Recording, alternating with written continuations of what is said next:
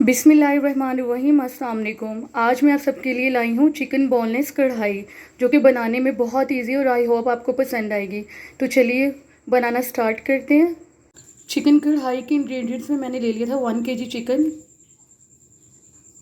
और 5 से 6 medium size की मैंने प्याज काट ली थी।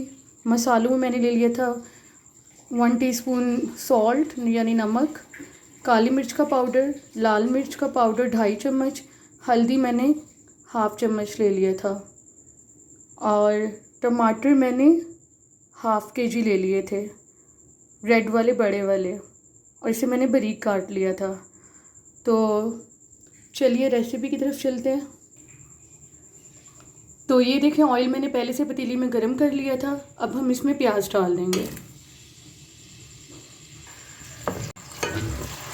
तो ये देखें, प्याज़ों को मैंने डाल दिया था ऑयल के अंदर और प्याज़ों को अच्छे तरीके से हम भून लेंगे। लेकिन हम आज प्याज़ों को हल्का सा गोल्डन करेंगे, ज़्यादा नहीं, क्योंकि इसमें जो सा चिकन है उसको भी हमने फ्राई करना है।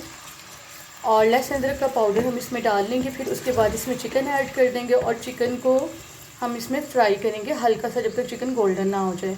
तो पहले हम प्याज को गोल्डन कर लें। ये देखें, प्याज़ों का गोल्डन कलर आ चुका है। अब इसमें मैं डाल दूंगी लहसुन अदरक का पाउडर और साथ ही मैं इसमें चिकन ऐड कर दूंगी भूनने के लिए, फ्राई करने। अब इसमें मैं चिकन ऐड कर दूंगी। लहसुन अदरक का पाउडर मैंने इसलिए पहले डाला है ताकि चिकन पतीली के साथ इस तरह लगता नहीं है। जब हम पहले लहसुन अदरक पाउडर डाल देते हैं ना इसमें, तो चिकन को जब हम फ्राई करते हैं इसमें, तो फिर वो पतीली के साथ नहीं लगता।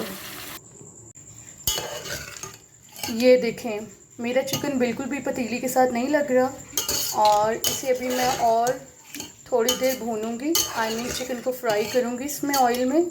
और आप लोगों ने जब भी चिकन फ्राई करना है प्याज़ों के साथ, तो हल्की दरमियानी आंच में करना है, ज़्यादा तेज़ आंच पे नहीं करना, वरना चिकन हमारा पतीली के साथ लग जाएगा।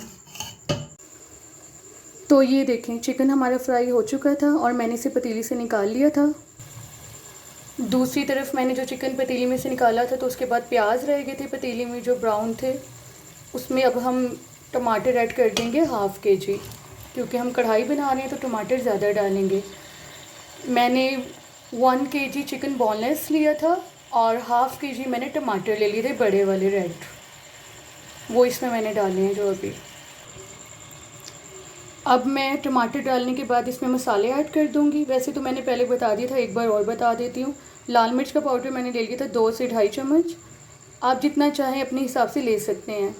और हल्दी ले ली थी छोटा 1/2 चम्मच, नमक ले लिया था मैंने 1 चम्मच छोटे वाला, और काली मिर्च ले ली थी मैंने 1/2 चम्मच।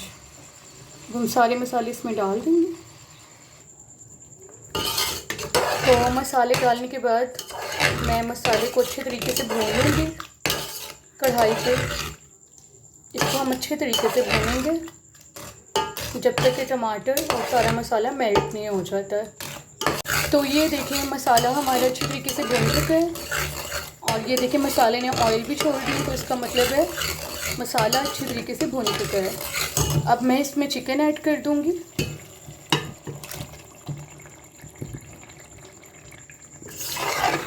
चिकन ऐड करने के बाद मैं इसको दरमियानी आंच से थोड़ा ज़्यादा रख लूँगी चूल्हे की, और उसके बाद मैं इसको भूनूँगी 7 से 8 मिनट। और फिर उसके बाद हम इसमें थोड़ा सा पानी ऐड कर देंगे ताकि चिकन में जो कसर रह गई वो गल जाए, चिकन अच्छे तरीके से गल जाए। तो ये देखें, गोश्त को मैंने कितने अच्छे तरीके से भून लिया है और कितना अच्छा तरीके से हमारा गोश्त भून चुका है। और ये देखिए, इसने ऑयल भी छोड़ दिया। अब मैं चिकन में हरी मिर्चें ऐड कर दूंगी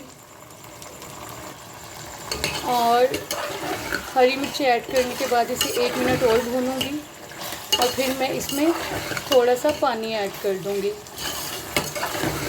ताकि चिकन हमारा अच्छे तरीके से गल जाए, जो थोड़ी बहुत इसमें कसर रह गई है।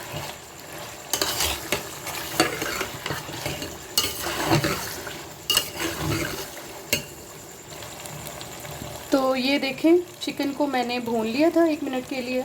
अब मैं इसमें पानी ऐड कर दूंगी। पानी इसमें इतना ऐड करना है कि बस चिकन से ऊपर तक हो इतना ऐड करना है कि चिकन जिसमें पानी में अच्छे तरीके से बस गल जाए।